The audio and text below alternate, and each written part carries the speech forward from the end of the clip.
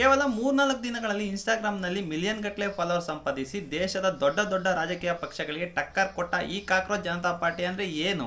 ಇದು ನಿಜವಾಗ್ಲೂ ರಾಜಕೀಯ ಪಕ್ಷನ ಅಥವಾ ಬರೀ ಸೋಷಿಯಲ್ ಮೀಡಿಯಾ ತಮಾಷೆನ? ಇದರ ಅಸಲಿ ಕತೆ ಏನು ಅಂತ ಈ ವಿಡಿಯೋದಲ್ಲಿ ಹೇಳ್ತೀನಿ, ಕೇಳಿ. ಇದೆಲ್ಲವೂ ಶುರುವಾಗಿದ್ದು ಯಾವಾಗ ಗೊತ್ತಾ? ಮೇ 15ನೇ ತಾರೀಕರಂದು ಸುಪ್ರೀಂ ಕೋರ್ಟ್ನ ಮುಖ್ಯ ನ್ಯಾಯಮೂರ್ತಿಗಳಾದ ಸೂರ್ಯಕಾಂತ್ ಅವರು ಒಂದು ಕೇಸ್ ವಿಚಾರಣೆ ನಡೆಸುವಾಗ ದೇಶದ ನಿರುದ್ಯೋಗಿ ಯುವಕರು ಜಿರಳೆಗಳ ತರಹ ಕೆಲಸ ಸಿಗದೆ ಇದ್ದಾಗ ಸೋಷಿಯಲ್ ಮೀಡಿಯಾ ಆಕ್ಟಿವಿಸ್ಟ್ ಆಗಿ ಸಿಸ್ಟಮ್ ಮೇಲೆ ಅಟ್ಯಾಕ್ ಮಾಡ್ತಾರೆ ಅಂತ ಒಂದು ವಿವಾದಾತ್ಮಕ ಹೇಳಿಕೆಯನ್ನು ಅವರು ಹೇಳ್ತಾರೆ. Youngsters like cockroaches, they don't get any employment, they don't have any place in profession. Some of them become media, some of them become social media, some of them become RTI activists, some of them become another activists, and they start attacking everyone.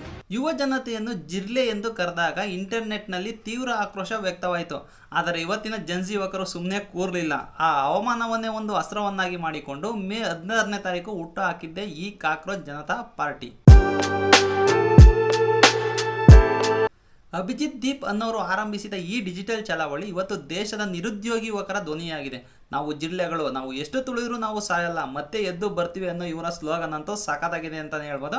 ಇಂಟರ್ನೆಟ್ನ ಒಂದು ಸಣ್ಣ joke ಇವತ್ತು ದೇಶದ ಯುವಕರ ಕೋಪವನ್ನು ಹೊರಹಾಕೋ ದೊಡ್ಡ ವೇದಿಕೆಯಾಗಿದೆ. ಆಮೇಲೆ ದೊಡ್ಡ ದೊಡ್ಡ ರಾಜಕಾರಣಿಗಳು ಕೂಡ ಇವರಿಗೆ ಸಪೋರ್ಟ್ ಮಾಡ್ತಾ ಇದ್ದಾರೆ. ಹಾಗಾದರೆ ನೀವು ಕೂಡ ಈ ಕಾಕ್ರೋಚ್ ಜನತಾ ಪಾರ್ಟಿಗೆ ಜಾಯ್ನ್ ಆಗ್ತೀರಾ? ಕಮೆಂಟ್ ಮಾಡಿ ತಿಳಿಸಿ. ಇಂಥದೇ ಇಂಟ್ರೆಸ್ಟಿಂಗ್ ಅಪ್ಡೇಟ್ಗಾಗಿ ಫಾಲೋ ಮಾಡಿ ಮತ್ತು ಶೇರ್ ಮಾಡಿ.